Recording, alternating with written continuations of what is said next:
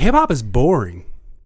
And it's not even on some like, well, you're just not listening to the right stuff. You don't know what to find. No, I'm finding the stuff that you guys say is great. That stuff is boring too. Yeah.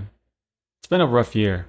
It's been a weird year, you know? Because like part of the weird thing is because everything is so fractured. I'd say over the past 5 years, you would say, even though drill has been around, the emergence really of, call it Brooklyn drill, right? But like that kind of drill. And then more recently, like that kind of Jersey club sound, right? Right. I think for me, like not for me, but I think just for hip hop, the problem is like, it doesn't take over as much as it gets either assimilated and blended in, or it gets like, because you can just do this now, it can just like sit off in its own sub genre and be fine and thrive, you know, but like, we didn't used to have these sub-genres the same way. So when something new came, if it came, that was the new thing. It just washed over everything, yeah. People say that there's space for everything because then there's, if you want Griselda, but you know, trap is still a thing. Whatever genre or sub-genre of hip-hop that you want, it is available. But with that, the thing that causes things to evolve is that like exposure to other types of music and other things. So in theory, we have streaming where we are exposed to things now more than we've ever been. But because everything is fragmented, like you said, nothing washes it over. You guys just kind of stay in your own rooms, in your own pockets.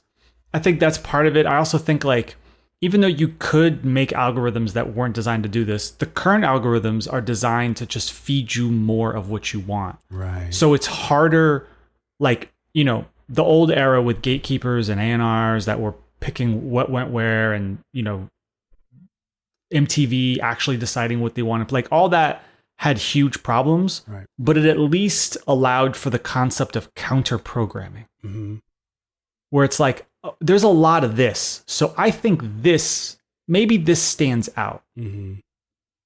That's at least up to this point, that still takes a human to like go, nah, let's try this. Maybe it works and maybe it doesn't. Maybe the math says, maybe the odds are long, but like maybe it sticks. And you could have algorithms that are trying to say, oh, if you like this and like this, well, let's switch it up and give you something different to see what you like. We just don't do it that way because that's not the logical way to make money. It's not the logical way to keep you going. Right. They don't want to scare people off. Right.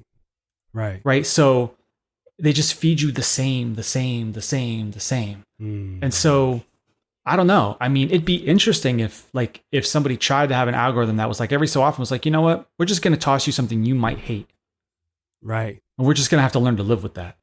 But if you like it, it lets us actually get you into a whole deeper part of this like timeline that you didn't even know existed. For sure. Something could go viral on social media and like you would never see it.